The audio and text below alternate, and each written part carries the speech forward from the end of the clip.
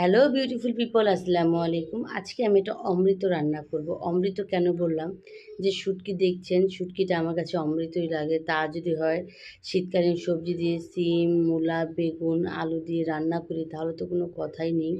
এখন মূলাটাকে একটু ভাপিয়ে নিলাম, শুটকিটাকে সুন্দর করে লাল করে ভেজে তারপর পেঁয়াজ দিয়ে দিলাম। এখন এটাকে বাদামি কালার করে ভেজে নেব। শুটকিটা খুব সুন্দর করে ভাজা হলে তখন কিন্তু খেতে দারুণ লাগে। এখন আমি সমস্ত মশলা অ্যাড করে দেবো, আদা, রসুন, হলুদ, মরিচ, ধনিয়া, স্বাদ মতো লবণ, আর সাথে দিয়েছি কিছু লাউর ডগা। শুটকির সঙ্গে কিন্তু লাউর ডগা দিলে কিন্তু খেতে দারুণ হয়।